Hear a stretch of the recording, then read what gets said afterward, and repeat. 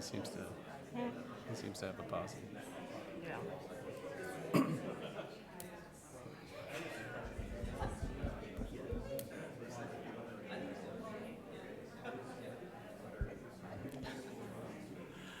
Good evening, everyone. Let's go ahead and get started and call this meeting to order. The public is reminded that if they wish to speak, they do need to complete a speaker form found in the lobby and turn it in, and you can speak during the community comment section, which is coming up shortly. First, some quick introductions to the folks up here at the table with me. To my right, Superintendent Degner, Directors Pilcher Hayek and Eastham. To my left, Vice President Malone, Director Finch, and Recording Secretary Kim Colvin. I am Sean Eystone, and I thank everyone for coming out tonight. So our first item is community comment, and a reminder you will have 4 minutes to speak, and there'll be a timer on the screen to help keep you apprised of where you're at. So let's get right into it. First up, we have Casey Meyer.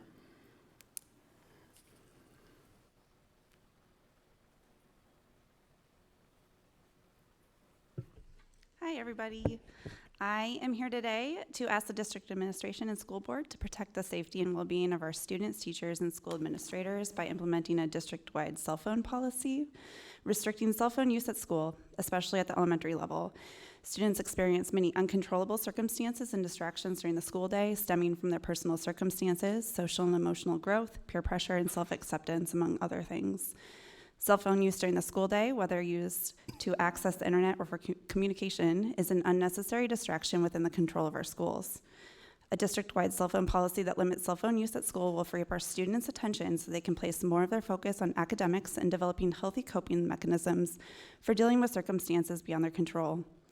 The Iowa City School District already provides equitable access to technology at school by issuing a Chromebook equipped with software meant to keep internet usage within safe and appropriate boundaries to each student in the district for use at home, rendering cell phone use at school unnecessary. Not only is cell phone use at school unnecessary, it is potentially harmful in that it highlights socioeconomic disparities, can facilitate cheating, can result in cyberbullying and fighting, can expose students to inappropriate content, and may be used in illegal ways at school. I understand you are concerned about pushback from parents, but in my opinion, any legitimate concerns can be mitigated by careful planning. For example, any student that requires use of a cell phone at school, either as an educational accommodation or for medical reasons, can have that written into an IEP, 504 plan, or medical plan from a doctor. I would, however, ask that any cell phone intended for student use at school be equipped with the same parental control software as what is installed on student Chromebooks.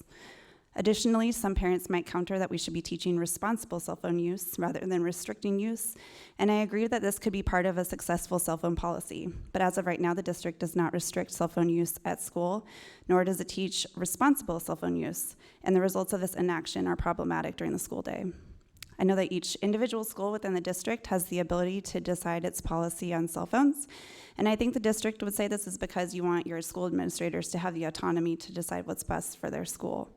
However, from another perspective, it could appear that the district administration could be hesitant to implement a district-wide policy because it's trying to maintain space in the event that there are complaints filed regarding disciplinary actions for cell phone use at school. Under the current non-existent policy, if a complaint is filed, it would be easy for the district administration to scapegoat individual administrators and teachers and then move on instead of having to do the heavy lifting of working through the situation. I don't know if that's what's happening in Iowa City schools, but I get the sense that our teachers are under the impression that they have little to no control over cell phone use in their classrooms, depending on the school they teach at. One of the reasons we need a district-wide policy is so that our teachers and school administrators know that the district administrations is going to have their backs. Regarding disciplinary practices in the district, over the past 5 to 7 years, I'd still like to see a third-party investigation to understand why so many of our teachers and school administrators are hesitant to follow the district's disciplinary policy. This is an issue that I'd be willing to bring to the State Board of Education and our representatives if there seems to be no forward movement in the near future. Last, I just wanted to talk about the district's data analysis and reporting. Just going to quickly tell you about what I do so that you can judge my credibility.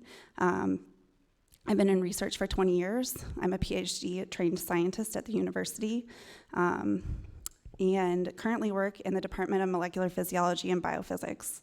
Since then, I've authored or co-authored 30 peer-reviewed manuscripts published in scientific journals, and have also served as a peer reviewer of manuscripts from the scientific groups. And when I am looking at the district data reporting and analysis, I have to say that I'm disappointed, and there's more information in the handouts that you have in front of you. Thank you. Thank you. Next up, is it Jolie Shaw or Jolia? Jolia Shaw. Thank you.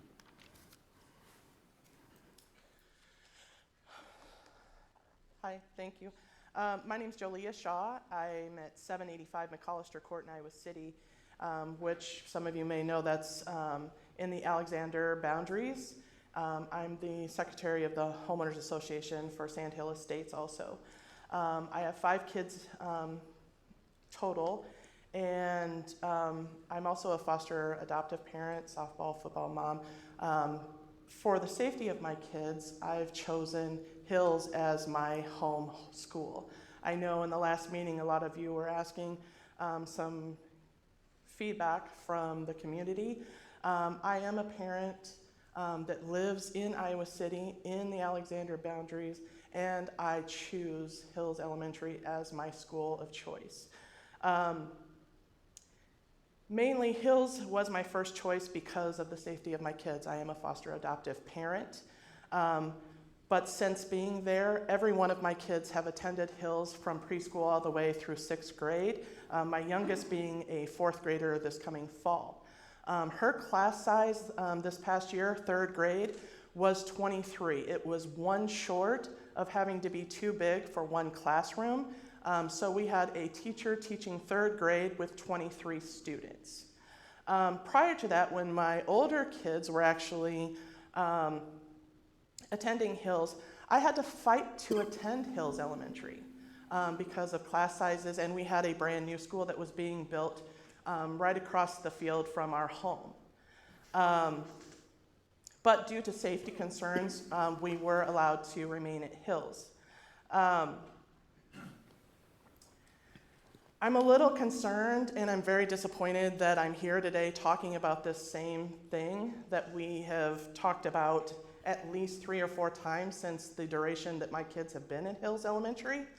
To my knowledge, we voted on a ballot for the FMP 2.0, which included a new school for Hills. And although obviously, plans do change, we consider that as a promise that maybe, the time has come that it's now our turn.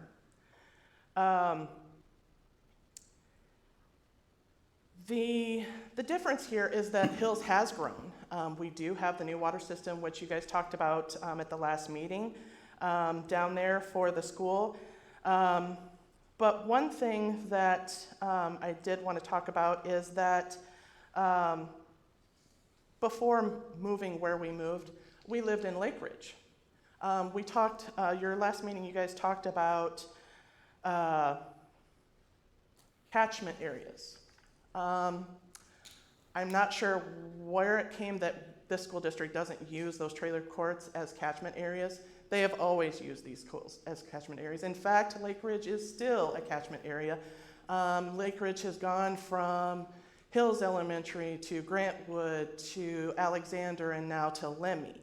And you might find it not as an island on the map, but ultimately it includes Lake Ridge and a small population that's on the one side of Dane Road that is the older homes. All of the newer homes on Dane Road, which in fact are actually closer to Hills and farther away from Weber, are actually assigned to Weber. Why? Because money talks. Another thing I want to bring up with that.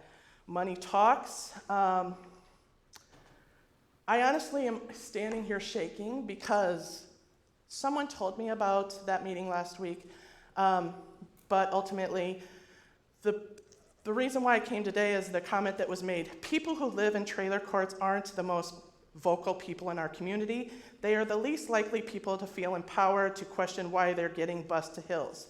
Thank you, Ali. Unfortunately, that's your time. I appreciate your comments today. Next up, we have Tim Fairbanks.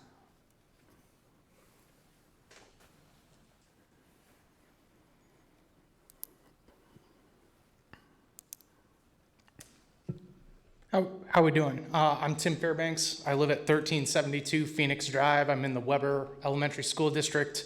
All of you guys received an email from me a few hours ago, sort of preempting what I'm going to talk about. So in a few minutes, you're going to vote on whether or not I should be terminated from employment in the school district. It's on your agenda for this evening. I'm a classified staff for a little bit longer. I just wanted to throw out a couple of things. When I met yesterday with Mr. Howard, he told me I didn't have an opportunity to appeal other than, that was, our discussion yesterday was the end of what occurred. So that leaves me as just a citizen with an opportunity to come to my school board. I have 2 kids in the school district. The way the investigation into me was handled does not represent the best that Iowa City's community school district can handle. I'll give you just the brief synopsis because I got about 3 minutes. So on June 2nd or 3rd, I got a call from Mr. Howard. I was at work. He called me on personal cell phone, told me that I was going to be under investigation for a Chapter 102 violation, which is a Iowa State Code violation for sexual harassment or abuse of a child. I said, can you explain that to me? I didn't know anything about it. He emailed me a link from the Department of Education. I read that manual. I came and met with Mr. Howard as I'm required to because, you got to participate in those types of things. What Mr. Howard then informed me was that he didn't actually have a complaint that he could produce for me from a parent like he's required to under Chapter 102. And so when I pressed and asked some more questions, he said, no, you know what I'm going to do? I'm going to investigate you instead under employee misconduct, and I'll be in touch with you. And then 27 days went by. And yesterday he called me at 10 in the morning and asked if I could come to the ESC and have a meeting with him. I said, sure, I'll be there at 3 o'clock. He called me back about 10 minutes later. He didn't quite have his schedule straightened out. He said, no, why don't you come back at 2? I said, okay, so I came at 2. I met with him and Miss Mead. He told me that I'd be recommended for termination based on this incident. I pressed for some more answers about that. He said, you've endangered the health and safety of a student. I said, what did I do that did that? He said, what you didn't pass the smell test. That was his explanation to me. So I've got about 90 seconds. I guess at the end of the day, what I'm telling you is, as an employee, as a school district, you guys can do better than that. And if that's the level of due diligence that we're expecting out of our upper level echelon administrators, why would you expect any more than that out of a principal or a vice principal or school facilitator in a building? So I guess I'm asking you to take my name off that agenda and have take a look at the process, the due process that I was afforded as an employee, and then make a decision from there. If you guys, as a collection of parents and educators, can look at what was done and how my situation was handled, and in good conscience say, you know what, he shouldn't work here anymore. He's endangered a student in our district. Then I'm all for that. But I honestly, in my heart, don't believe that I've done that in the 10,000 interactions that I've had with students at Weber in the last 5 years. Never have had a complaint. And in one 32-second interaction, Mr. Howard believes I've endangered the safety of a student to the point that I needed to be terminated. So I guess those are my remarks as far as that. And I'll leave it at that. Thank you. Thank you. Next up, J.J. Johnson.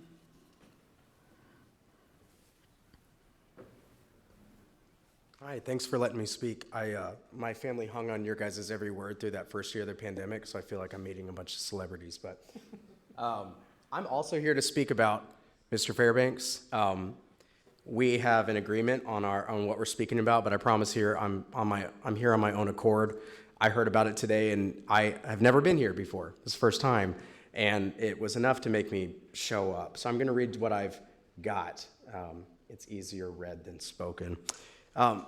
My 2 sons attend Weber, and I love the staff at that school. It's amazing. My mom was a teacher. My wife is a teacher. I'm a big pro-teacher kind of guy. Not only for their dedication to my children's success, and there's a lot of dedication that's needed because my children have come in with a lot of their own issues, but for the dedication to all the hundreds of children and the complex problems there. It alarms me lately to see the sheer number of personnel changes happening at Weber. I know personnel changes are normal, and I know people shift around in the district all the time. I also know that at Weber, through firsthand experience in witnessing this, a lot of these changes are due to a direct result of burnout, which teachers everywhere are experiencing, but specifically some professional culture problems at ICCSD. This has concerned me for a long time, but I've trusted the internal processes at the district level to handle them well. And today, when I discovered that Mr. Fairbanks was being fired, I learned a little bit more, investigated a little bit more, and I knew immediately I would be speaking here tonight. He has been on the front lines of many of the most difficult and complex problems at that school, and there are many, and has been a big ally personally to my sons. In fact, I think the only time we've personally spoken was when you were on the phone with my son, who was in your office. And I could just tell, even in that brief interaction, as well as what my wife, who is a coworker of his, has told me, how much grace he shows, as well as, which is a cultural thing at Weber. There's a lot of grace to go around there. I've got a lot of years left as a parent at Weber. We calculated it between my first kid there and the kid that I'm having in a few months. We'll be there for about 15 years. And it's my love for that school and not just my frustration about problems there are there that has caused me to want to be here today. So I'm tired of seeing the best of Weber leave or be forced out because the district in general has failed to take their problems seriously. And now, the husbands are getting up and speaking about it. Seeing his name on a list of terminations after so many good people have left for reasons that are not just circumstantial has pushed me to come here. So my specific request before I get down is I asked the board, because the anger isn't targeted at you, I asked the board to please review the details of his termination before approving it. There are serious questions about, specifically, please review what appears to be the lack of due process given him in his termination process. It was enough to startle me today and make me drive out from Kelowna. So that's all I got to say. I appreciate your time. Thank you, everyone. And that was our last speaker. So we can move to our next item, which is just approval of tonight's agenda. I would entertain a motion. I move approval of the agenda for this evening. Second. All right, Kim? Online voting is open.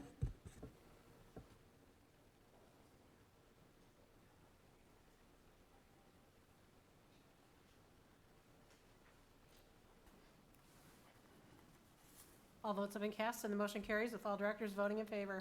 All right, thank you. We can move to consent. Did any directors have questions as they reviewed the bills this time around? No? All right, are there any items directors would like to pull from consent? I'd like to pull the personnel.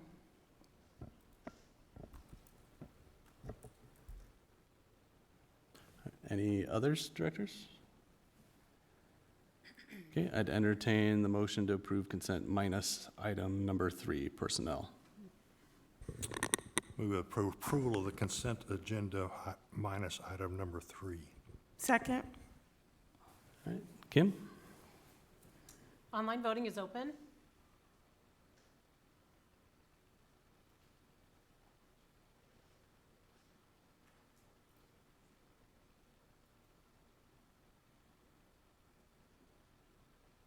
All votes have been cast and the motion carries with all directors voting in favor.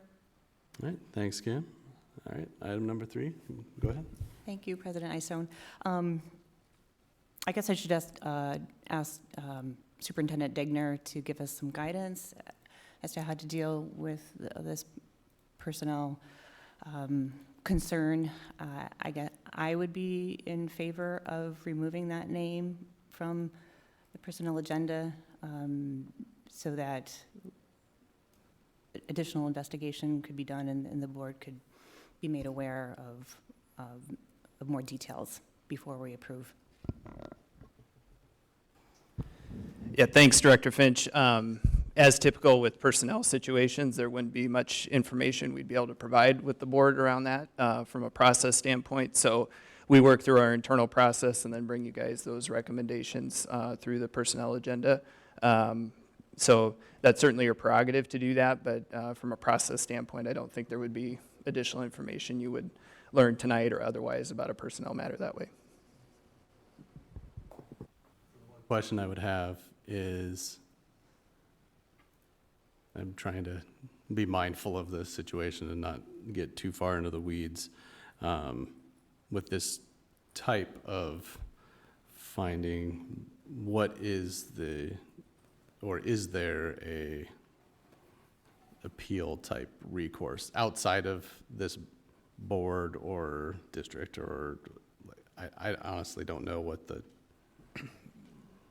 We really look at it from two perspectives, Chapter 279 or certified employees, as in classified employees, and both under the law and our board policies, the rights of those employees are different. With our certified staff and under Chapter 279, they have it very outlined in terms of a board hearing or with an outside administrative law judge in the matter of an administrator, then it comes back to the board. Under board policy, and termination and those decisions really are made by the superintendent, and that's kind of codified as well. Now, Sean, that doesn't answer your question exactly. We don't have a step-by-step appeals process for a termination process in that circumstance outlined for support staff like we do for our certified staff. Unless it's outlined in our negotiated agreements. The position that's been brought up tonight is not in a negotiated agreement, so it's one of our non-negotiated group individuals, and so it just goes by board policy, which then leaves it to the superintendent to bring that recommendation.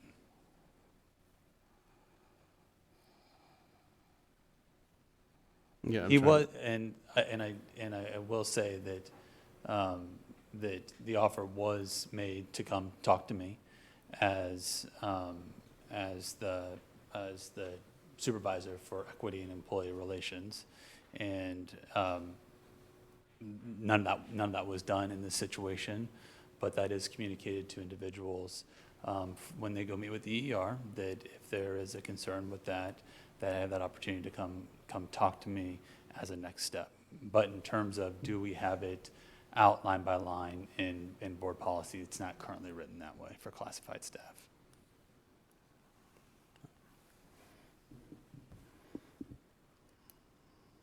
Is there any further questions from directors?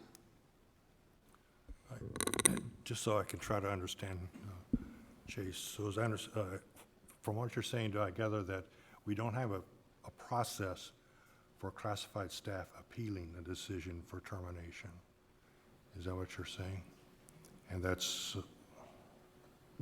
Correct. In our board policies and under state law, those rights are only outlined for what we call Chapter 279 employees, teachers, and administrators that are licensed through the state. It's not lined out in our board policies, and I don't want to misquote it on the board policies in front of me, but that discretion to terminate at-will employees, which employees that don't have those contracts or not protected by a negotiated agreement would be at-will employees, lies with the superintendent to make those decisions. So it's like a normal employee? I mean, like most people are at-will employees? Correct.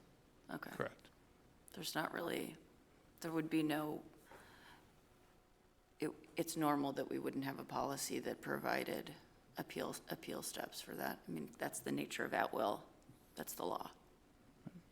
So I don't know how we could, I guess what I'm thinking is, I'm glad we're learning about this. I'm glad that we're able to talk about it. But we can't, obviously we don't know anything about the case other than what, is before us, but it's not our business legally. We can't know anything about it.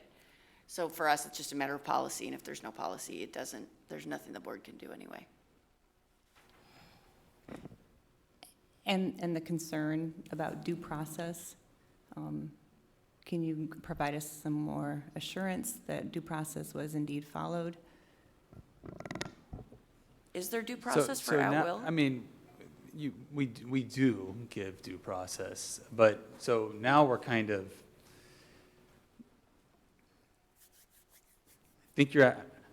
I know what you're asking, I know what you're asking me, but I think by answering that question, whether or not I think there was or isn't, I'm then passing evaluative judgment on a different employee than the one that's at question, and I don't feel comfortable doing that in public session. That's not where we are. I wouldn't do that in the affirmative or in the negative, because from a personnel perspective, I just don't think that's what this venue's for. So I'm sorry, I don't mean to be That's fine. non-responsive. Yeah. Yeah, it's not that this isn't complicated or difficult, or that there's no empathy in the room. I just think as a board, we can't do anything about this. I mean, in the future, if there's some policy for us to review, that's something the board does, but that's not within the purview of our responsibilities, as I understand it. And I'm getting that message from the board, and so as we look at P&G agendas and that, and as we look at some of our different things, some of the things we've talked about at P&G, about our investigation, I'm pointing to Rathina because she's on that committee, we've had those conversations. This is something we can add to that list to look at for the board to consider. But again, as you remember, the board moved to the IASB policy structure last year. So we are not unique, right? It's not like that Iowa City took those policies out of that set of primers or those annual updates we get from the state. These are the same sets of policies that 97 or 98% of the districts in the state use. They'll be very similar in the way that they would handle these types of employment situations, and that dichotomy between the certified side and the classified side of the organization.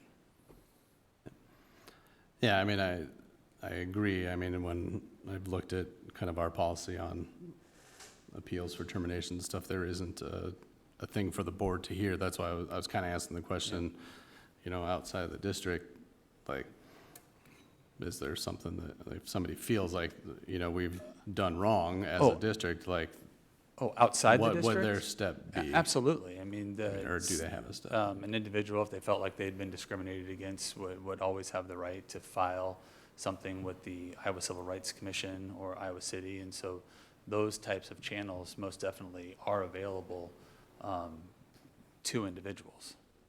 All right. With that, I would entertain a motion on item 3. I'll move to approve item 3. Is there a second? Second. All right, any further discussion? All right, Kim? Online voting is open.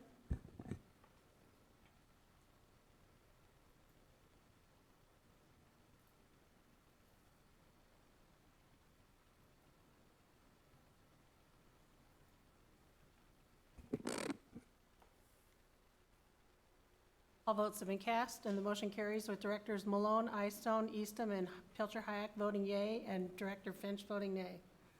All right, that takes us to a whole host of public hearings. First up, North Central Junior High Fire Lane. Now is the time and place for the public hearing on the proposed plans and specifications for the North Central Junior High Fire Lane and Parking Lot Project. The Board of Directors set the date for this public hearing on June 14, 2022. Notice of public hearing was published in the Iowa City Press Citizen on June 15, 2022. The district will receive bids on this project at 2 p.m. on June 28, 2022 at the Facilities Management Office located at 1137 South Riverside Drive, Iowa City, Iowa 52246. Notice to contractors was published as required by law in multiple statewide plan rooms on the Iowa City Community School District website on June 15, 2022. Are there any questions from the board? Are there any questions from the public? All right, we can close that public hearing, move on to the next one, the Southeast Junior High Parking Lot. Now is the time and place for the public hearing on the proposed plans and specifications for the Southeast Junior High Parking Lot Project. The Board of Directors set the date for this public hearing on June 14, 2022. Notice of public hearing was published in the Iowa City Press Citizen on June 15, 2022. The district will receive bids on this project at 10 a.m.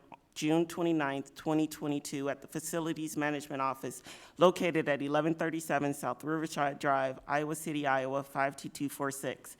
Notice to contractors was published as required by law in multiple statewide plan rooms and on the Iowa City Community School District website on June 15th, 2022. Are there any questions from the board? Are there any questions from the public? Okay, we can close that public hearing. On to number 3, Northwest Junior High parking lot. Now is the time and place for the public hearing on the proposed plans and specifications for the Northwest Junior High Fire Lane and Parking Lot project. The Board of Directors set the date for this public hearing on June 14, 2022. Notice of public hearing was published in the Iowa City Press Citizen on June 15, 2022. The district will receive bids on this project at 2 p.m. June 29, 2022 at the Facilities Management Office located at 1137 South Riverside Drive, Iowa City, Iowa, 52246. Notice to contractors was published as required by law in multiple statewide plan rooms and on the Iowa City Community School District website on June 15, 2022. Are there any questions from the board? Are there any questions from the public? All right, we'll close that one. And next up is the district vape sensor project. Now is the time and place for the public hearing on the proposed plans and specifications for the district-wide vape sensor project. The Board of Directors set the date for this public hearing on June 15, 2022. Notice of public hearing was published in the Iowa City Press Citizen on June 15, 2022. The district will receive bids on this project at 10 a.m. June 30th, 2022 at the Facilities Management Office located at 1137 South Riverside Drive, Iowa City, Iowa, 52246. Notice to contractors was published as required by law in multiple statewide plan rooms and on the Iowa City Community School District website on June 15, 2022. Are there any questions from the board? Are there any questions from the public? And we can close that one and move on to the City High Tennis Court project. Now is the time and place for the public hearing on the proposed plans and specifications for the City High Tennis Court project. The Board of Directors set the date for this public hearing on June 14, 2022. Notice of public hearing was published in the Iowa City Press Citizen on June 15, 2022. The district will receive bids on this project at 2 p.m. on June 30, 2022 at the Facilities Management Office located at 1137 South Riverside Drive, Iowa City, Iowa, 52246. Notice to contractors was published as required by law in multiple statewide plan rooms and on the Iowa City Community School District website on June 15, 2022. Are there any questions from the board? Are there any questions from the public? And we can close that one. And our last one, the City High Gym and Weight Room project. Now is the time and place for the public hearing on the proposed plans and specifications for the City High Gym and Weight Room project. The Board of Directors set the date for this public hearing on June 14, 2022. Notice of public hearing was published in the Iowa City Press Citizen on June 15, 2022. The district will receive bids on this project at 2 p.m. on July 14, 2022 at the Facilities Management Office located at 1137 South Riverside Drive, Iowa City, Iowa, 52246. Notice to contractors was published as required by law in multiple statewide plan rooms and on the Iowa City Community School District website on June 15, 2022. Are there any questions from the board? Are there any questions from the public? We can close that public hearing. That takes us down to our discussion items. Thank you, Vice President Malone, for your speed reading. Our first discussion item is our equity update, and I think we're going to kind of discuss sort of next steps and how we want to move forward a little bit. Yeah, thanks, President Eystone. So throughout the school year, we did a series of equity updates. Actually, the last 2 years, we've been providing equity updates to the board, at least on a monthly fashion, and then at some point during the school year, we switched to an every meeting format. And so I think what would be valuable for our team is just some feedback from you guys on what has worked, what's been good, maybe what is something that either could be changed or wasn't as effective. But I think the overall suggestion or direction I would like to offer up is probably returning back to a monthly format and then attaching some of our report outs related right to our comprehensive diversity, equity, and inclusion plan but also most importantly our new school improvement framework and how that those two really talk to each other at the different levels, and how we continue towards this mission of excellence and equity for all of our students every day in the district. So I think in that monthly report out, we can probably be better prepared and have a more substantive update. I think sometimes when it happened every meeting, it was hard to give you something of high quality of substance at different times, but there was also times where we may want to reserve the right to return to that every meeting format, that we know, things are still going to happen, right? And we're still going to have things that we need to continue to work through. But I think just some overall guidance about, if that works or if that makes sense, or any questions or feedback you guys had on what was effective would be helpful for us. If anybody want to jump in, go ahead. Go ahead. Yeah. Well, I was just going to say, I think monthly is good, and I think what we could do is on the meeting prior, right, when we get to the agenda setting, and we were like, okay, we're going to have our equity update, you could either come with what we're going to talk about or solicit stuff from the directors to say, hey, I think we need to hit on topic X, Y, or Z to give you some guidance to be prepared for that next meeting, right? So we're at least kind of conscientious about if there is something we feel we need to kind of jump on now versus just kind of a general update. It gives us that opportunity during the opposite meeting from when we're going to do the update. Right, I think we could almost chart something out for the kind of board calendar year in relation to those goals too, and then have a schedule so we kind of know what's coming up, and then that could even help inform your questions and conversation that evening by the time we get to it. Of course, we can always change it or we can add to it depending on what it is, but that's what we would probably do this summer, is something similar where we'd create a schedule for what those would look like throughout the year. I agree with President Eyestone's thoughts on that, and I like that you're tying it to the HRS framework, because I was going to ask for updates on that, and so it Sure. does it all at the same time. Yep, great. Thanks, Jane. So Matt, thanks very much, and Sean for your comments too. And I agree with your outline, certainly. I would like to propose, or to at least have some discussion, maybe not tonight, but at some future time, about the notion of trying to have, or trying to get some data analysis that indicates what our RAM model has done in terms of proficiency data since probably its inception or so.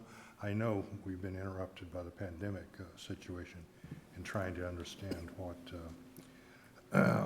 what proficiency scores and analysis has occurred in the district, but it seems to me like now we should probably have the opportunity to either look at what the student-teacher ratios, which are a main impact of applying the RAM model to our staffing decisions, what those ratios are maybe showing, maybe having affecting student proficiency scores, either overall percentages or growth proficiencies, which I think you're Right, that's what I was just going to throw in there at the end too. Charlie was looking at some growth data. I think that would be a good approach. And I think that it gives us something to talk about with parents in the district who are seeing effects of the application of the RAM model in certain schools having somewhat higher, larger class sizes than in other schools. And it also, to me, the more quickly we can try to understand what's happening in the schools with the implementation of the HRS framework, the better off we'll be, and the better off students will be.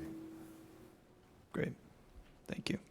I'll concur with Director Eastham said. I think an update on the RAM model, since it affects all of our schools, is a great equity conversation topic to have. And I'm fine with the calendar layout of topics as long as there's flexibility in that layout, because we should have things planned out, but we also know that there'll be times when we will need to react and respond to things that come up within our district, a district especially our size. Definitely, thank you. Great, that's helpful for us. Yep, thank you. Let's go ahead and move on to our next agenda item, which is discussion on, or the continuing discussion on Hills Elementary. And we can, I don't know how a great way to lead it off, other than just opening it up and letting people jump in if they want. I have some thoughts, but I try not to start the conversation generally, so. I know there are people here from Hills that are upset, probably with me, because I was the most outspoken at the meeting. And I understand, because it's their school, it's their community. I went through that when my community school was closed. It's really hard to have that happen. As a board member, and in a time where we know or foresee limited funding, and when we are stewards of tax money, the devil is going to be in the details. And I make it my business to read everything and listen to everything and look at the language used. And I've been involved in the district and the Hills conversations for 10 years. So I'm very aware of the history of it. There's been talk of the revenue purpose statement that people voted for. There was no mention of Hills in that statement. There was no mention of any specific project.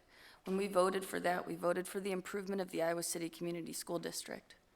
And the FMP 2.0 is something that we all know will be worked on and tweaked as we move along. So I didn't sit here and say, we're not going to do Hills. What I said is, I need to know more about it before we commit our funds to building a school in that town. My thoughts are these. Hills has approximately 40 kids that live in Hills that go to Hills. That might change. I've asked for information from the mayor in an email for the data that he said supports the idea that we will be seeing more students. I would love to see that, because that would be very helpful as we consider what to do with Hills Elementary. I also know who we bus to Hills. And when I talked about the empowerment of that group of people, I have been in this district working on creating socioeconomic balance in these schools for as long as my children have been in these schools. Hills Elementary has an SES of FRL of the highest in the district. I think that data point is also relevant, because this district doesn't do that. When we can, we create balance. Okay, so the catchment area is an artificial catchment area, and it just happens to be populated by the highest SES of FRL in the district. So that concerns me, as it should everyone in the district, again, because we care about balance. Next would be, we had, if we look at the FMP 2.0, another thing on there was that beginning in the winter and into the spring of 2022, the board was supposed to be looking at building a school on the southwest side. Okay, that's something that's in the FMP 2.0 as well. And if you look at the catchment areas, I think that's another piece of information that would be very helpful before we build another school in Hills. Because if we could build a school on the southwest side of town, which is apparently in our plan, we could take some pressure off of Weber, which is a huge school. Maybe we could take some pressure off of Horn, which has a lot of kids. My point is, I have to think about all the schools involved. I can't just think about Hills. I have to think about 14,000 kids, right? Or make that even smaller and talk about the elementaries. But we have to look at those details. We can't just say, well, it does feel good to tell the people of Hills, we'll give you that school. I'll tell you what, it would have felt great if my kids, my 3 kids who went to school across the street from my house, it would have felt great if we could have kept that school open. But I knew it wasn't in the best interest of the district, so I swallowed that pill, all right? On this one, we have to have, in my opinion, more information before I can, as a steward of tax dollars, say, oh yeah, let's buy some land and build a school. So my question, before I would be comfortable voting on anything to that effect, would be, What are our considerations with building that school on the southwest side? It's on the FMP 2.0 that we're supposed to be discussing it. Who might go there? Are we going to keep Hills populated by the highest SES of FRL in the district? Is that something we're doing? Are we going to bus the balance of the kids south instead of busing 35 kids north? If the answer to that question is yes, I just need to know. I need to know really intentionally, what are we doing when we build a school down there? Because when you do it, that's a 70-year, whatever, probably 7,500-year obligation. We got to staff that school. The other thing I saw when I reviewed the details, and again, it's what I do for a living. I love the details. I love the boring work because it's how we really understand the history of the decision. And in 2017, we had our demographer look at the projections, okay? And the projections for how many kids would be at Hills, in 2017, it was about 200. And they projected 2023 to be 116. We are commissioning another demographic study that'll come out in the fall so that we will know if those numbers are incorrect. As a board member, I need to know if those numbers are correct. I hope for Hills' sake, Hills is going to grow. That'd be great for you. I don't have any documentation of that. In fact, the only information I have speaks to the contrary. So I don't understand how I can vote on something if I don't have the knowledge for it. And that's what I hope we can get from our administration before we move forward on either building it or not building it. Thanks, Mark. Anybody else? Bradley, you have something to say? Thank you, Maka, for a very well laid out description of how you would like to proceed. And I personally am looking forward to working with you as we consider building a school at Hills. I would say that in listening to your evaluation and assessment methods, it's helpful to me because I want to look at the same data, I think, that you're interested in, and you're right. As a board, we definitely have a responsibility to look at that information, to develop it. Okay. I would say that at this point, I'm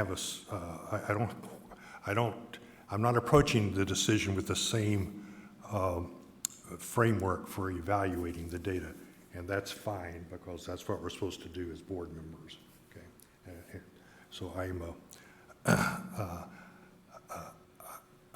anticipating some enjoyment as we pursue this decision. It's always good to work, with people when you're not going in quite the same direction. Mm-hmm. It's always a good thing to do that, and to maintain your relationship with people that you're working with. I think that's important to me as a board member too.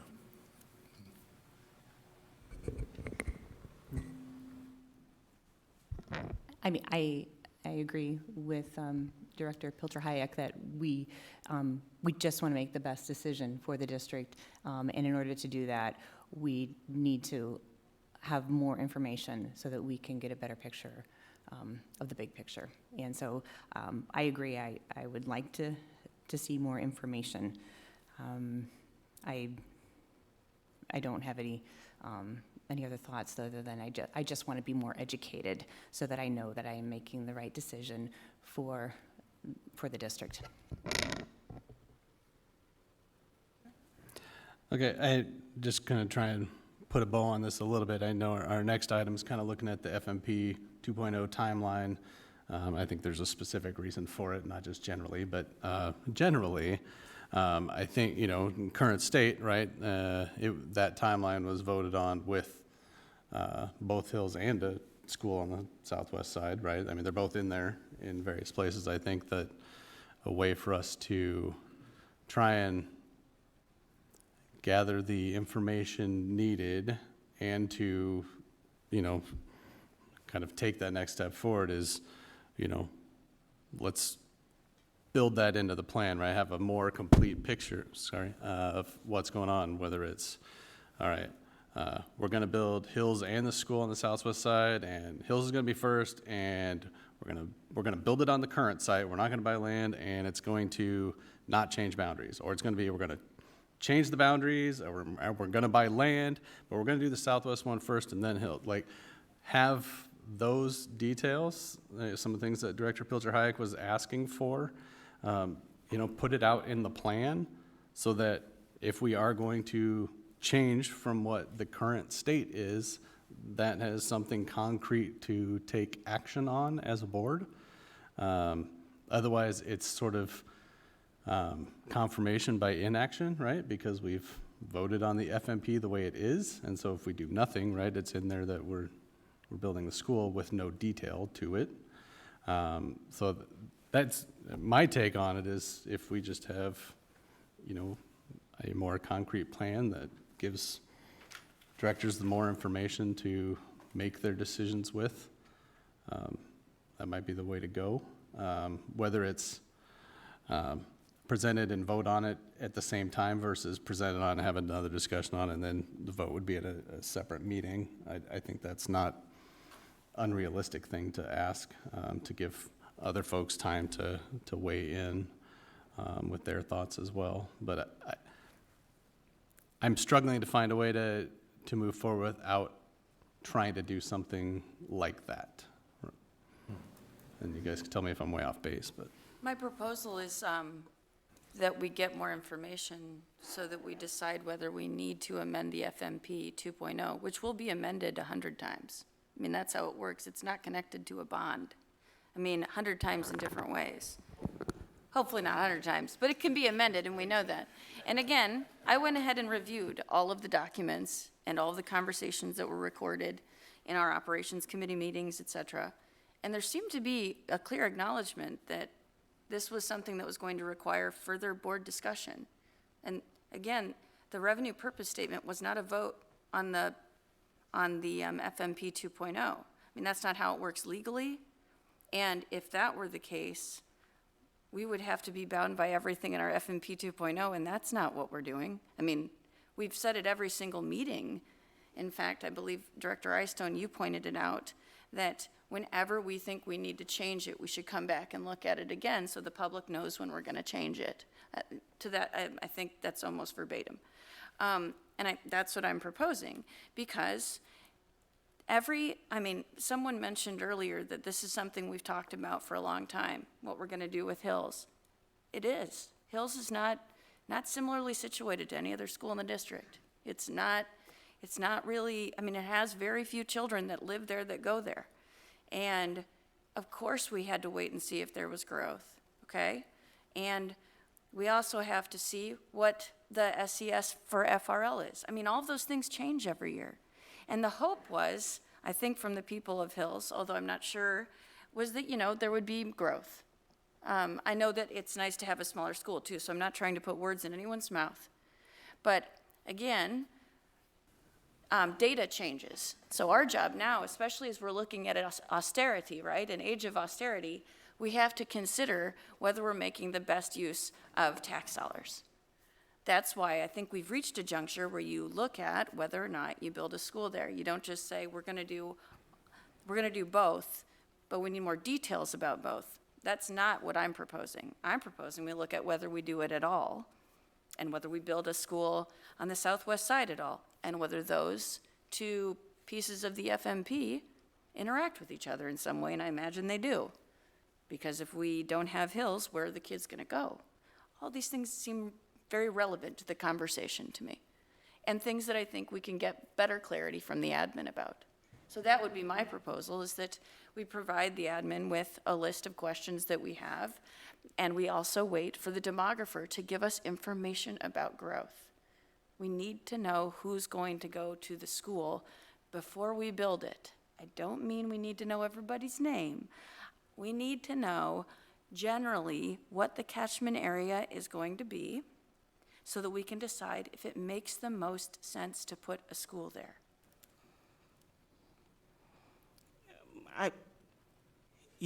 Great points raised tonight. One of the things that I am trying to reconcile within my own thoughts and understanding is that we as a district and as a board at the time put out information that, and it's still up today for FMP 2.0, that tells the people of our district that renewing the current SAVE and PEPAL levies will allow us to get the necessary funding for a whole list of projects. And one of those projects being Hills new building, demolition of existing building, and the Southwest School. I struggle as a elected official to put out information and then go against that. That to me does not inspire trust from the people that we serve. I get that we need to look at information, but I also would ask us to be very cautious and aware of what this will do going forward. We have worked really hard in building the trust in this district and this board over the last few years that I know I've set up here. And just hearing side conversations from some of the people regarding this conversation, it is fragile. It's very fragile. I'm fine with getting more information, but keep in mind what's at stake. And I truly think that we're not saying that we shouldn't have these conversations, but we need to be aware of how these conversations will affect us as a board and as a district. I think I just need to have clarity then. For real, I hear what you're saying. So it's your understanding, or it's some members' understanding of the FMP 2.0 that that's the plan? That's what we're doing? It's on there. It's on the website. If you go to the district's FMP 2.0, it lists out essentially telling folks if they vote on this, by renewing this, this is what it gets us. So you do think there's also a lot of other stuff on the website, but I don't want to litigate it. No, but yeah, that's the third thing down. To me, that's what I have heard from people. It's how could you all put out this literature in those community meetings with this? And I went back on our agenda. It's listed at least 5 times that says new building, Hills. Before we passed SAVE and PEPAL. That's what people, sort of when we passed the bond and we were very careful on how we put literature out there, people looked at this and said, this is what they're telling us they're going to do if we pass this. That's all I'm saying. It's under FMP 2.0. If you go to our website right now, it's a whole list of things that says in Group 1, this is what we're saying we're going to do. In Group 1, do you mean continue the promise? Is that what you're talking about? Yeah, whatever. If you go to the website, I know, I'm talking about the website. There, right there. Is it under continuing the promise? Yes, Group 1, continuing the promise of FMP 1.0, a whole list of things. My concern is that there is some ambiguity with that language, and including the fact that the FMP 1.0 did not promise to build a new school at all. It was never part of it. And so I just think as a board, and this is some dirty laundry that we all get to listen to, and this is how the board has to communicate. We can't communicate on the side as a group. So as a new member to the board, I didn't have that understanding. It makes me really nervous to think that we think we're gonna do everything on the FMP 2.0. I never would have thought that. I mean, at every meeting I've been to, it was acknowledged that we'll take this back to the board and discuss it and decide how we want to do this. I mean, every meeting, public meetings, it's been talked about. So I'm really surprised to hear that that's a possibility. Because, boy, if the FMP 2.0 is the promise, then I guess we don't have to really I mean, it's all on the agenda, it's just a matter of the details. That's news to me. That's a pretty big deal. And I don't read the documents that way, and I did look at the exact same thing you keep quoting. There's a lot of other language on the website that contradicts that.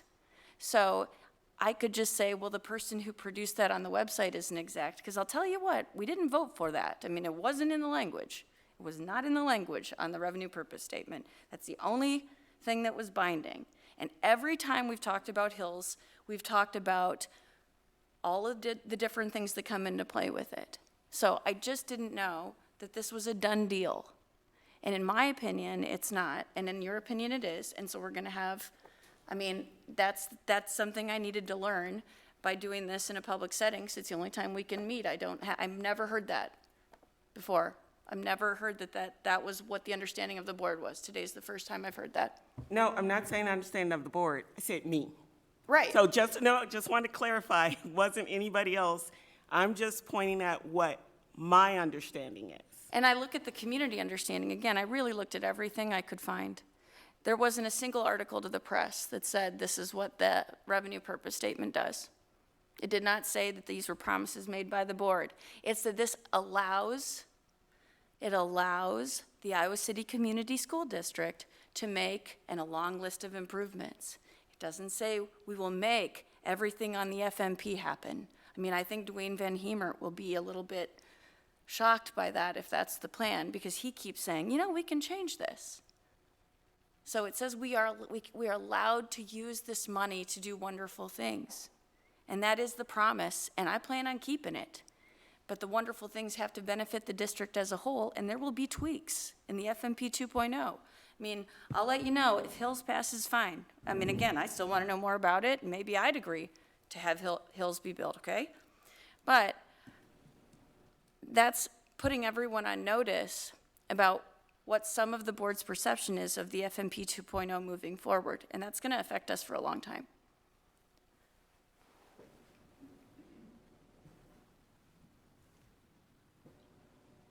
The only process thing I guess I would point out from the perception of the FMP 2.0 or perception of FMP 1.0 from going through both of those is that when we have had those approved plans or what's in those documents, that is what guides the team's work, right? And so that we have taken as our direction from you to the next steps that we should do. And we do complete the projects on that list if they're there. That's our roadmap. That's the things we're lining up to bring you design work for, to bring you construction bids, to do that. And so that is what's serving as the direction to the team. And so currently that sits in FMP 2.0. So if that's not the direction to our team, I think that's probably why we're having this conversation, right? Because there's been some back and forth about if that is still the direction or if that should be revisited. I think from my perspective, we got better clarity tonight about what the questions are. And I think what I'm hearing really is about how it interplays with that Southwest school that's going to be built on the southwest side of town. We know that it's going to affect those catchment areas. It is a little difficult for us to project what catchment areas may be. That's not typically the way we've done that. Once we know that we're going to have a school, then we've usually drawn those catchment areas around that. But knowing that we're going to have a new one opening up, we can go back and that may not be entirely accurate. I guess I'm trying to think through some examples in our head where, okay, well, we knew Liberty High School was going to come, right? We were going to need to draw a catchment area for that.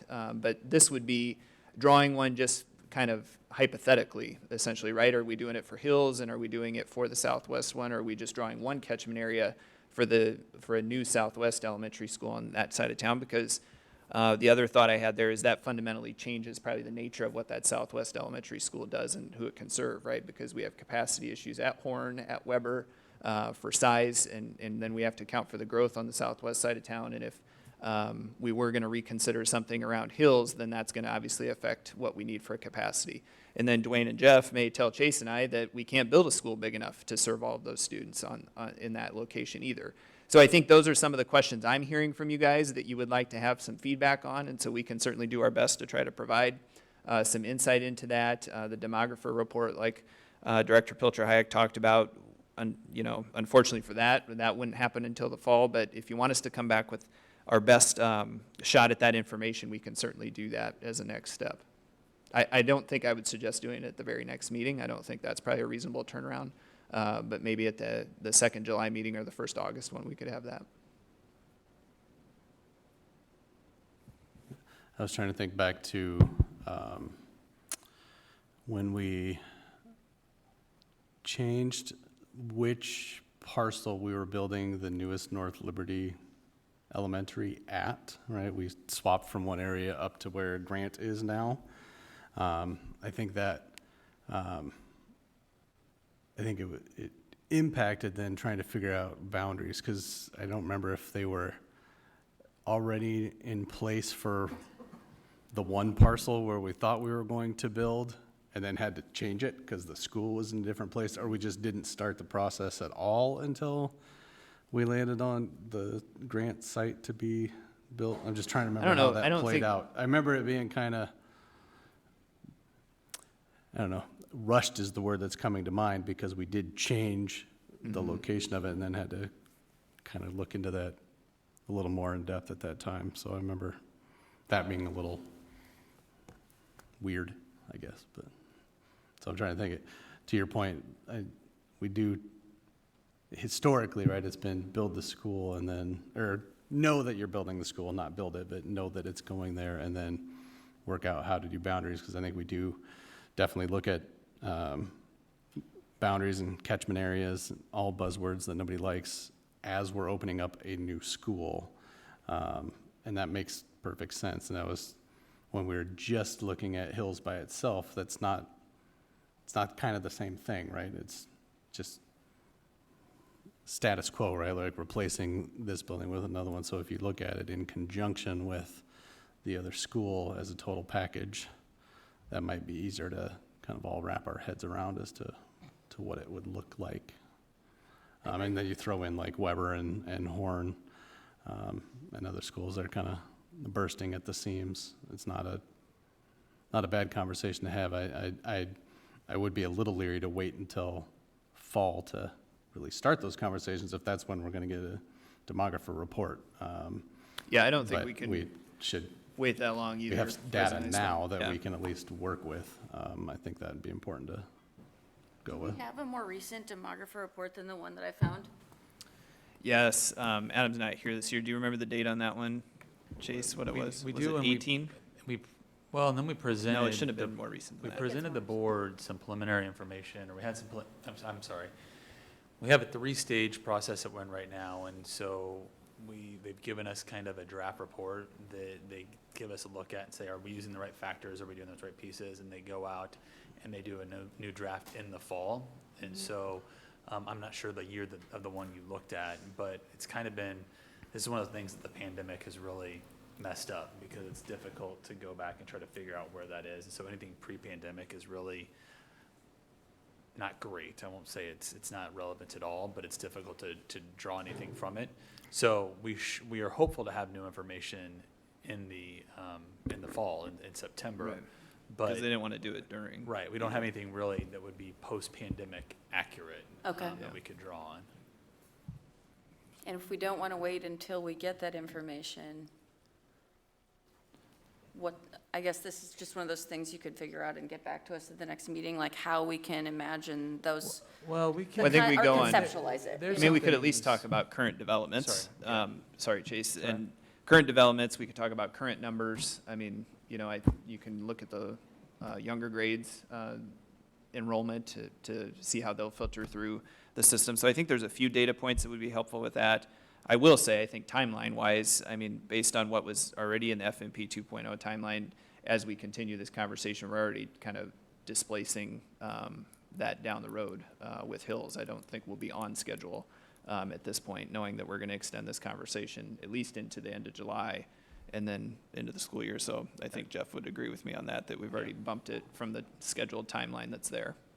So, And I think, Mary Kate, to add on to what Matt said, based on your questions from last week and this week, there are some things that we can do where, and I'm going to mess up the term, but I think we call it geocoding is what Adam says, where we look at the specific addresses, right? And so it goes that conversation Lisa brought up about just boundaries in general. And so we can utilize some of that where we know current students live, in addition to where we think these neighborhoods are being built. even before we have some of that information from the demographer. And we're in consistent conversations with the city about where they see developments going and their timelines on those. And so, no, it won't be as accurate as it will be when we get that actual study, but we do have some resources that we'll be able to draw on.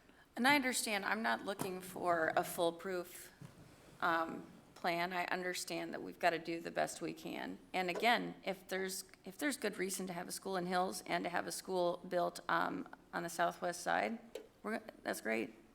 I would only ask, since we're relying on the FMP 2.0, all it says for Southwest School is it's coded blue for discussion. So again, I don't know what that means. And if we need to consider it a little bit more seriously in light of the Hills decision, that's something else I would ask the administration to get back to us on, and Dwayne to get back to us on, or Jeff to get back to us on, because it only reads discussion, and actually we're behind on that one, according to the FMP 2.0. I understand why, I thought of the FMP 2.0 as more of a goal, like working or living document, unlike the 1.0, which we were legally bound to. Well, I guess I would, so we've talked about that a little bit, Matt, I'm sorry to step in front of you, but when we did these conversations over the winter and we brought this timeline to the board for approval in March and April, the designation of discussion was not of discussion of whether or not we were going to do the project. We would not have put the project on the timeline and brought it to the board as part of the FMP timeline if we weren't looking for the board's support to build those. The discussion is more about what is the project going to look like as we go for design and the timeline. It was not our intent, and again, this is why words matter, and I appreciate what you're saying, but that was not the intent of, hey, are we doing this or not? That's why we spent the time in December and in January and February working with the ops committee and having the work sessions to then bring this to the board.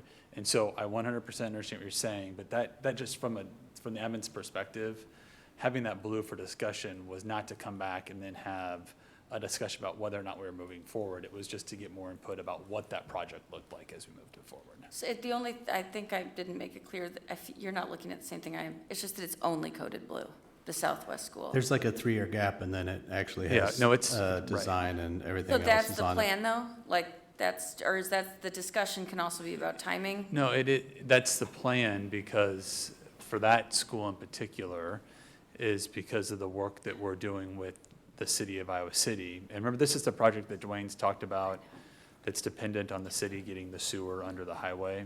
And so the best projections we have, and that's what Jeff and I were just talking about, sidebarring, is this, the best projections we saw from the city, I'm not talking for the city of Iowa City, they've been great partners and give us information, and the developer out there, there won't even be an opportunity to build that school until that infrastructure is there.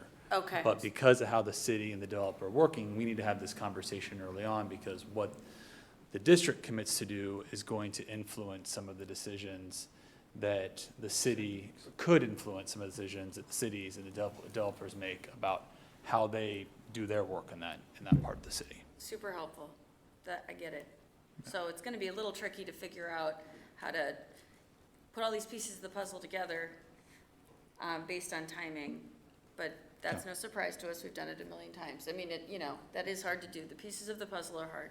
Yeah. So, all right. Yeah, I was looking at that, and I was looking at, I don't know, maybe it's just the way the sheet's lined up. It's got the blue discussion, like, lined up with the land purchase. So do we not have land yet for that, or we do? Oh, boy.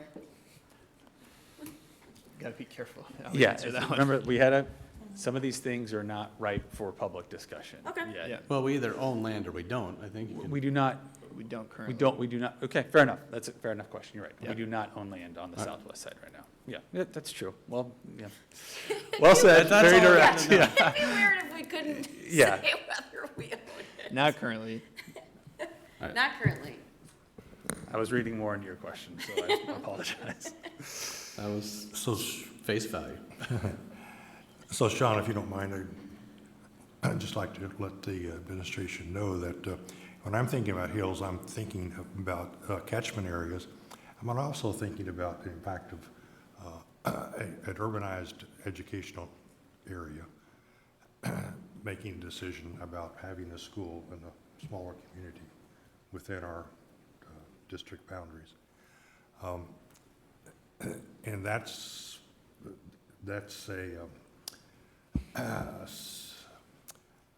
that may be a little bit different, maybe a little bit difficult to evaluate that in terms of what would be the impact of having this elementary school in the community of Hills and not having an elementary school in the community of Hills.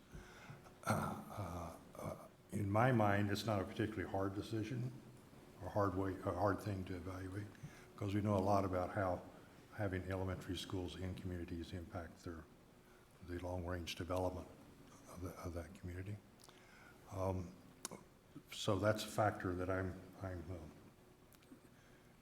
committed to considering as we go forth here with the decision about having a school in Hills. I also was impressed, frankly, by Director Malone's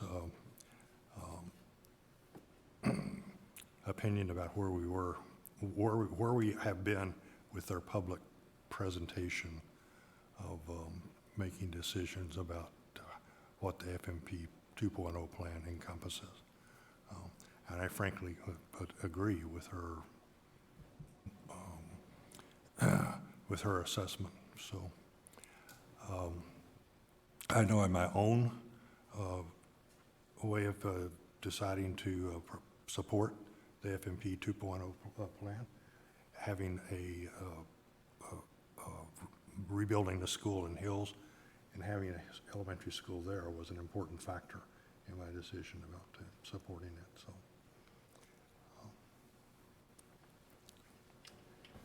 Right, so. does So the just so team I feel get, yeah, so we're clear this time. So as we're leaving, we're essentially on hold with Hills until we bring the board back some of this additional information around catchment areas, any enrollment information that is helpful, how that conversation conjoins with the Southwest elementary school that's to be built, timing I talked to you guys about, and then I know SES numbers have come up a couple times, which as we talk about those catchment areas, that'll probably inform some of that conversation too. So I think that's what I'm hearing is kind of the consensus or what we're kind of getting direction to do tonight is to bring that information back. Could I just add one more thing to that list? Yep. And that is just the negotiations about where exactly we would build the school. That would factor into my decision as well. Yes.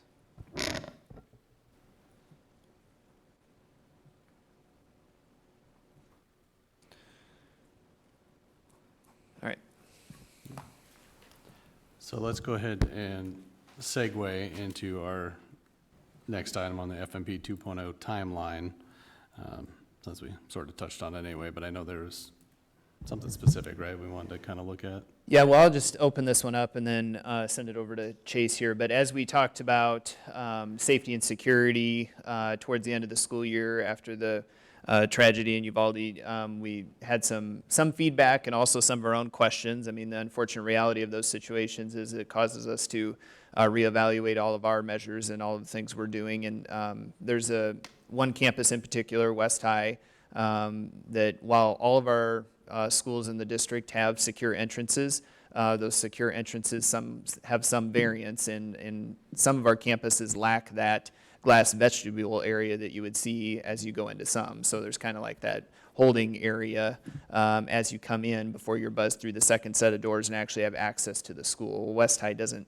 have that. Neither does City High, for that matter. There's some further things with City High in their campus that complicate that. West High is slated to get one, but we're in the design stage and then we're in the construction stage. And so speeding that up wasn't really an option for us as we looked at that, but the facilities team did come up with an idea about a temporary potential solution for the West High campus that could help us achieve our eventual goal of getting to the long-term solution too. And so I wanted just those guys to talk a little bit about that with you this evening and then see if there's any follow-up questions you might have, but it sounded like a good option. We might want to move on.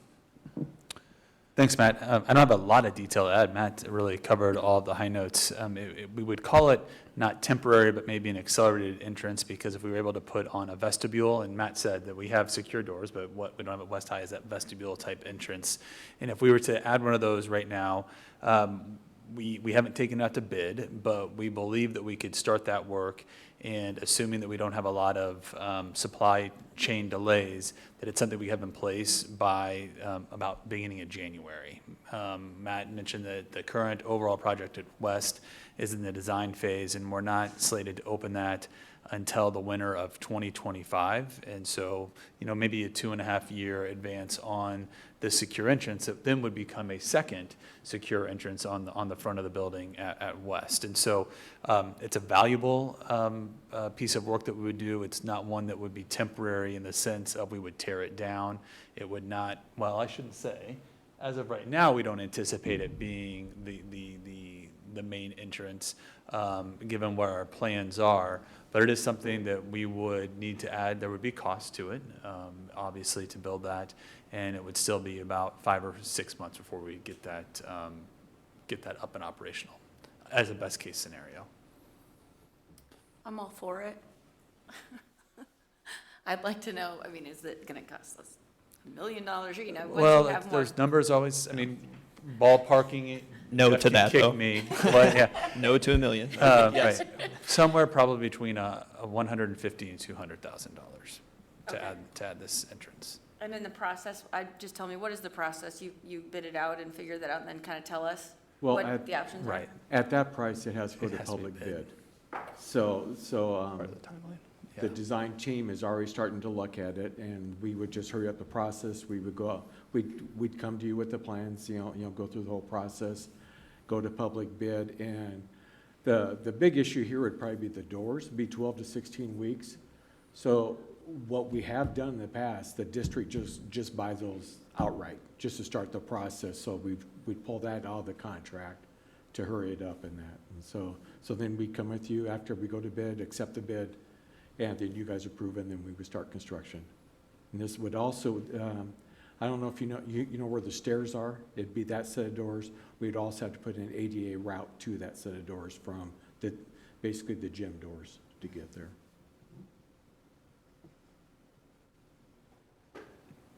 And I think maybe the follow-up question, if there's no questions on that one, is if you'd want us to also explore something similar at City High. The equation there is different, right, because of the historic nature of the front entrance of that building. But we do have some potential ideas that we've talked about that we could also explore at City High for visitors. That is also something we could accelerate or look into. There would be additional costs there too. Part of the West High one, we can factor into some of this cost we would have done with the front entrance project anyways, but the City High cost that we bring you, that may be new cost, right, that we have to factor in that we hadn't already budgeted for in that scenario. For me, the cost isn't a huge issue if it provides additional needed security to those buildings and the students in that building.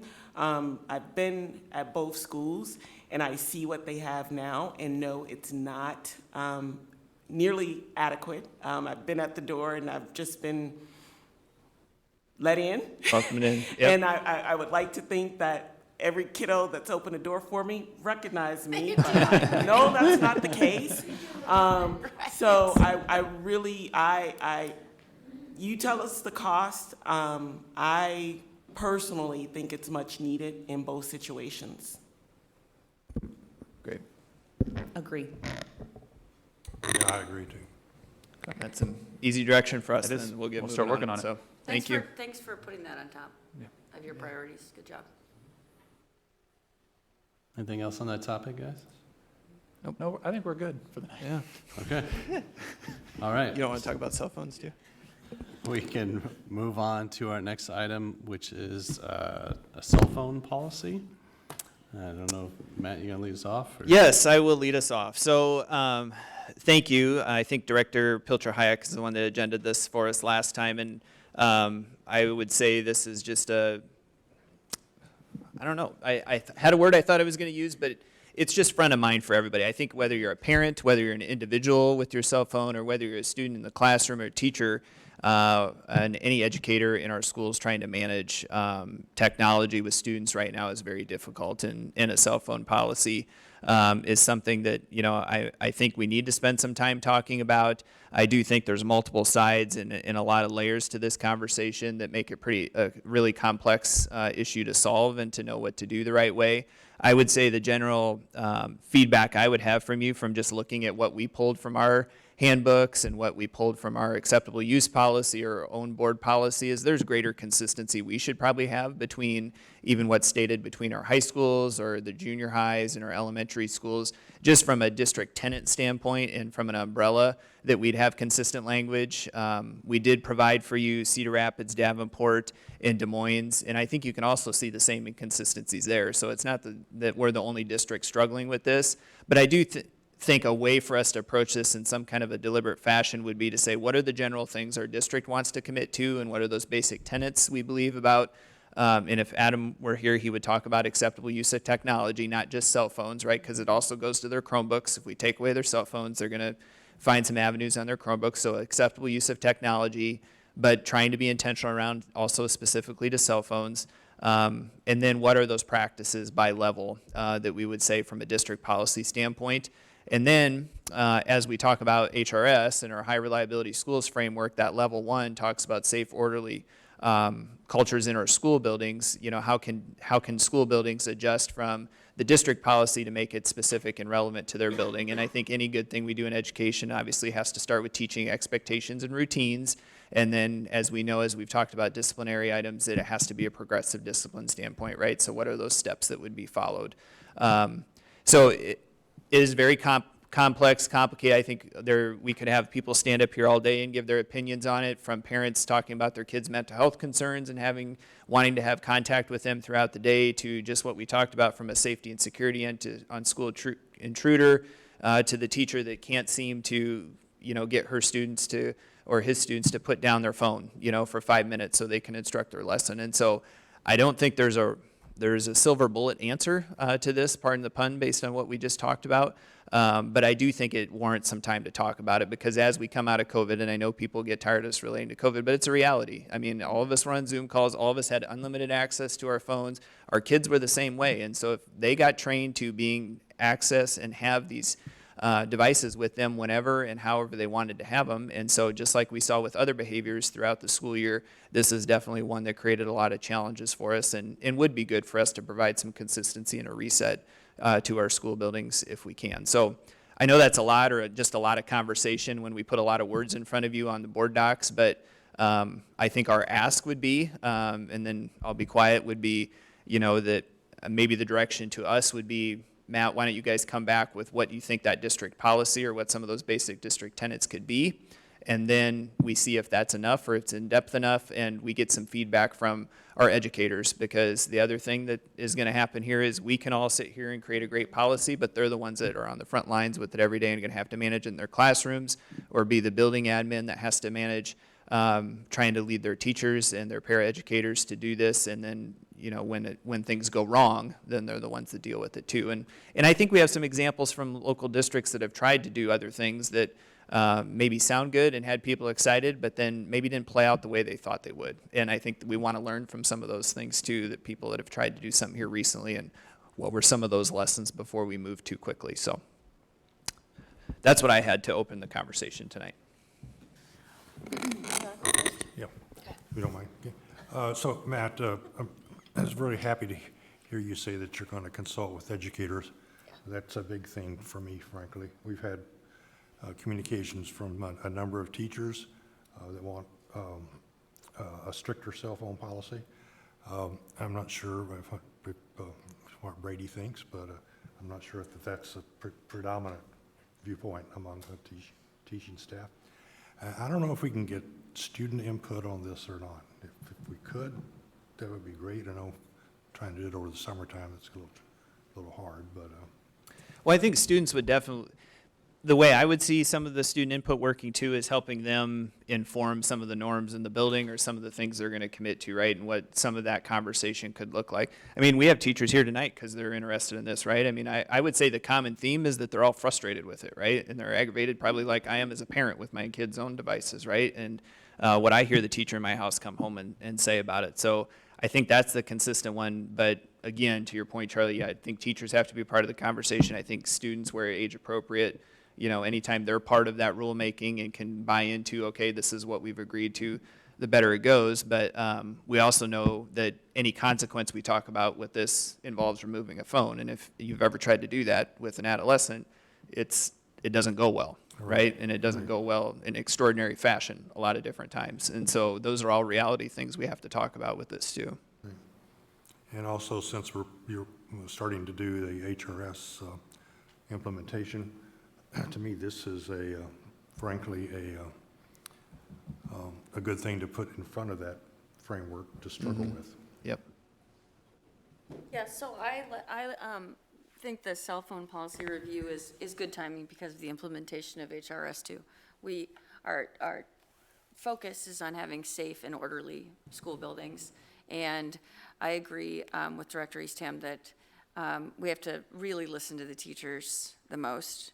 I mean, I can't remember who I communicated with today in an email, but I said a teacher could be juggling fireballs at this point, and if there are kids on the phone, they're not going to watch you juggle the fire. They're not going to. So, I mean, it's not some shameful thing that happened. As Superintendent Degner said, we love our phones, and then we had COVID, and we loved our phones even more, and then we got really addicted to every technology we had in front of us because we weren't seeing humans. But we have to let the pendulum swing back, and we have to figure out a way to do it. We've already had some really good feedback from teachers. What I would suggest is a work session, designed by the admin or, figuring out how we can have some teachers and building leaders come in from our district, because I do know that some of our buildings have had more success than others. So it'd be nice to hear what they think has worked for them. I don't know what you all think, if there's like a reason to have some other district that's nearby that's just nailed it. I don't know that any district has nailed this. I'm just thinking a work session would be a good opportunity for us to actually engage with the teachers about what they think might or might not work. And I think a big thing a teacher's going to say is, we've got this, we want the rules. We want them to be uniformly applied, but what we really, really need is that they also be enforced, and we can't be the enforcer. We're the teacher. Obviously, they do some enforcement, obviously. But when it reaches that next level of enforcement where a student has a phone taken away or has to leave or has to go home or whatever the levels are, which, again, you guys will talk to us about, they'll need their building leader or leaders to empower them and to take care of some of that business so that our teachers can really focus on teaching. I think the most depressing part of this, and again, I got 3 kids and 2 of them are on their damn phones at school. I mean, I can't believe it. So I apologize, and I'll promise to do better. But, part of this is just hearing the teachers say, we really don't get to connect anymore. The kids are really not paying attention. And any of us who have taught, I mean, there's nothing more miserable. Staring out at kids that aren't looking at you and aren't listening to you, and that's your job. That's what you're in it for. And if they're on their phones or they're on their Chromebooks, and Superintendent Degner mentioned that, this has got to be about tech in general, it really takes away the joy and it undermines the effort. So it's a top priority.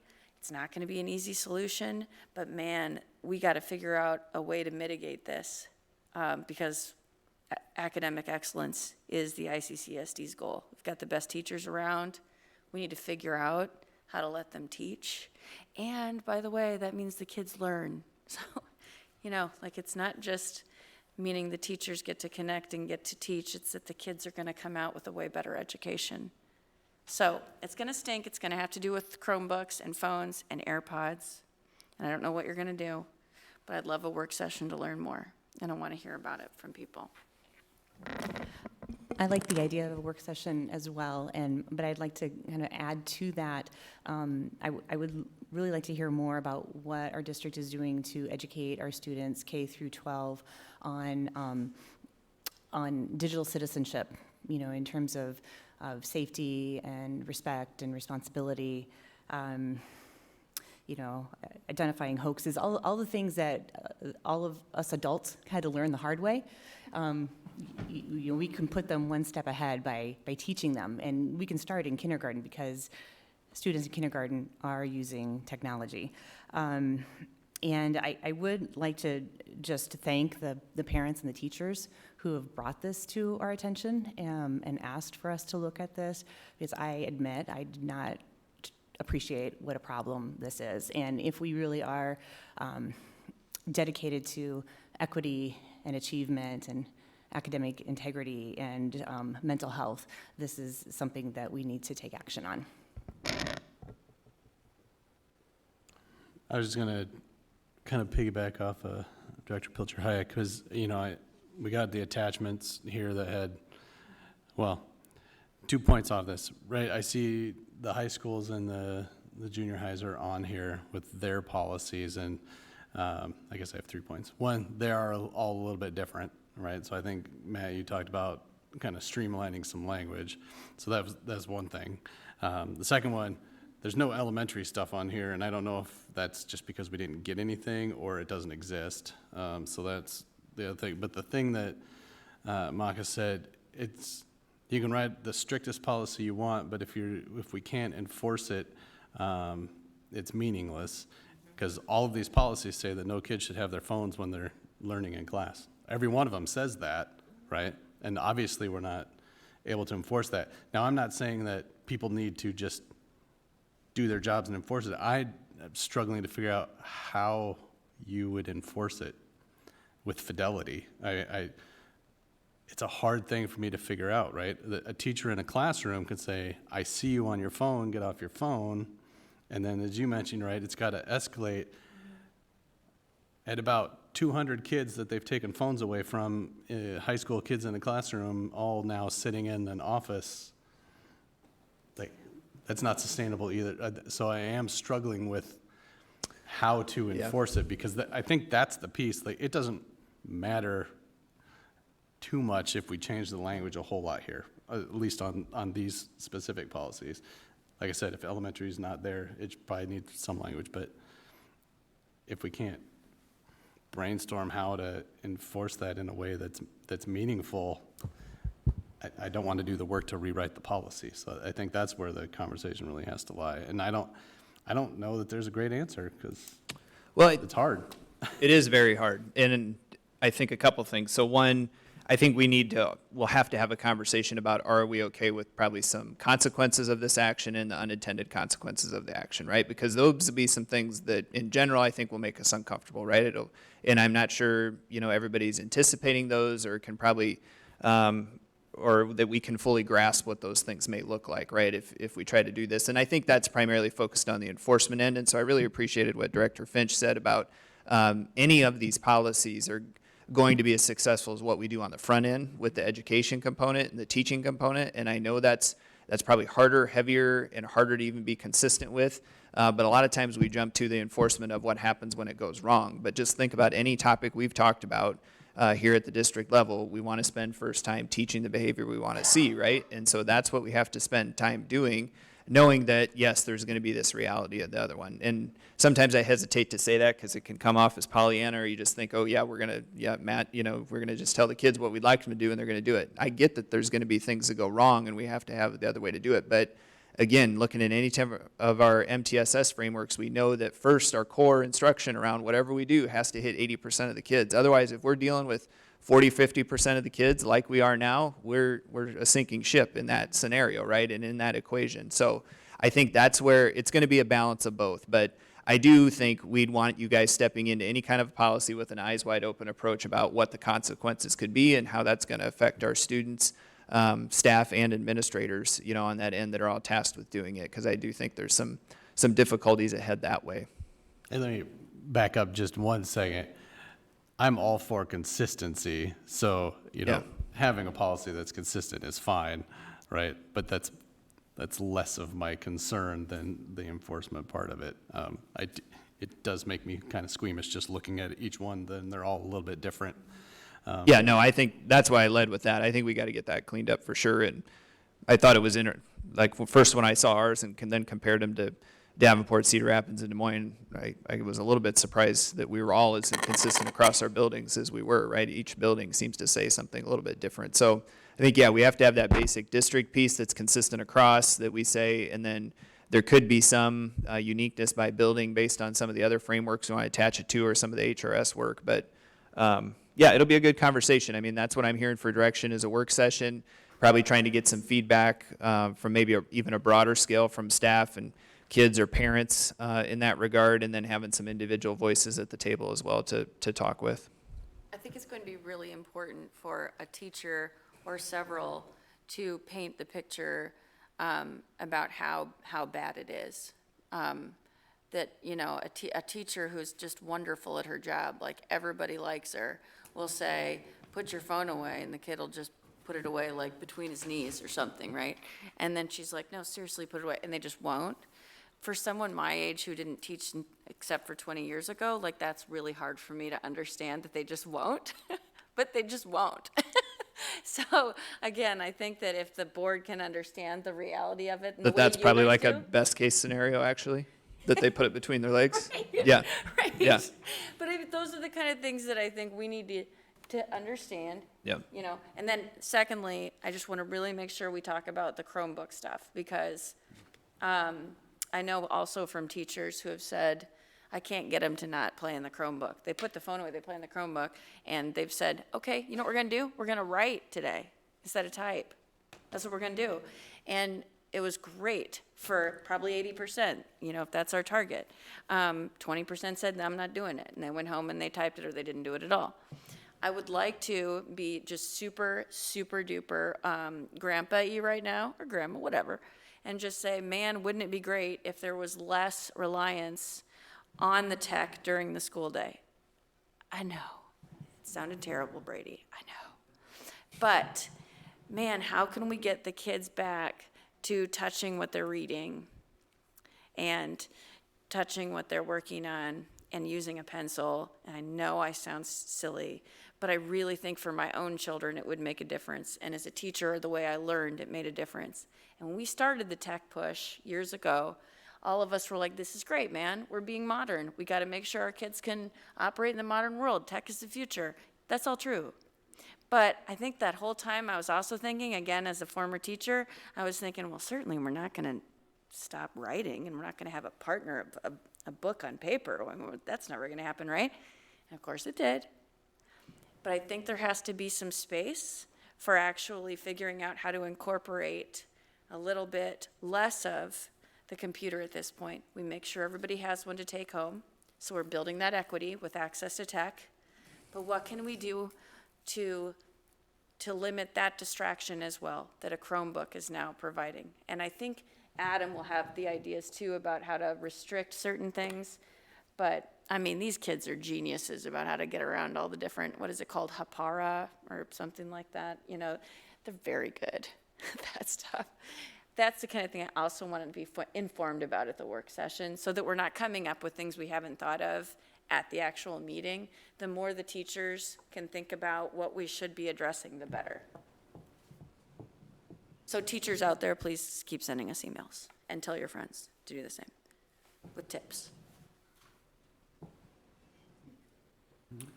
And I would really like to hear from teachers, you know, that are doing quite well with electronic devices in their classrooms. I know they're there, and I know, you know, many of them are actually adapting really well to the changed environment.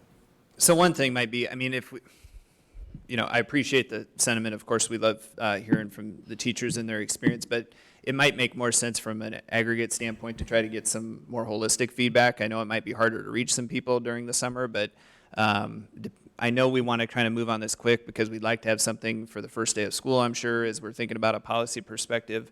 But it might behoove us just go ahead and create some type of a survey, or I can work with Brady and the association to try to get some wider feedback across just what emails we do get, or the individuals that do have time to send us those notes. It might be easier if we just try to do an intentional collection of that data. That'd be great.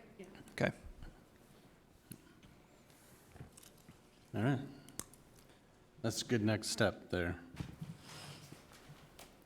So I think, unless anybody objects, we'll go ahead and move on. All right. We do have one action item, and it's something that we actually should have done a little bit ago, but we're finally getting around to it. I don't know, probably most people might not have seen it, but Janet over there was our board secretary for a while, and took away that piece a while ago, and we never appointed a new secretary like we're supposed to, an actual board secretary as opposed to just the recording secretary. So we're going to do that today to make up for lost time. So with that, I guess I would just entertain the motion to appoint Kim. I move that we appoint Kim Colvin as the board secretary. Second. Any discussion? All right. Kim, put yourself down there for us to vote on. Online voting is open.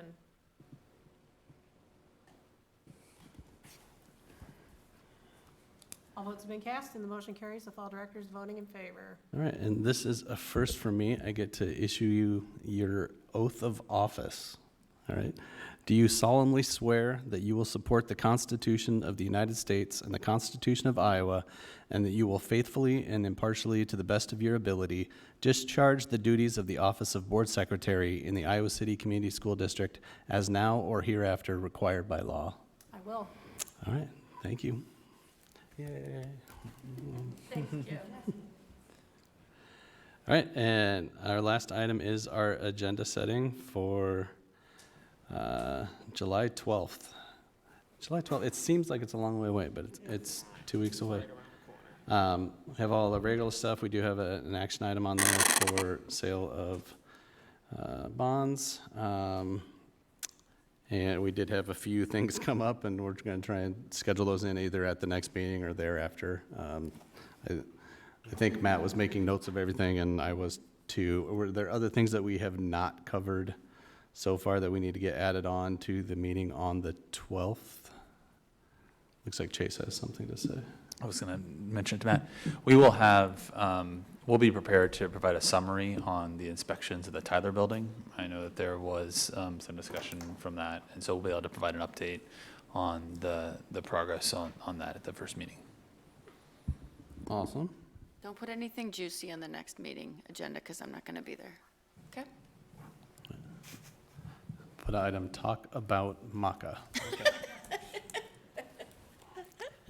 Anything else besides what we covered already? I think we have a pretty good list of things that we can cover in the next agenda setting to get scheduled in, right? Yeah, the one thing I had, and it's on your board update, would be we'll probably be looking at the Ombuds Charter either first or second meeting, most likely the second meeting. But as I'm looking at some of these topics, we're getting a little heavy on the second meeting, so I might actually see if Janet would be ready to go in that first July meeting with us. So we'll kind of leave a TBD next to that, if that's okay. Sounds good.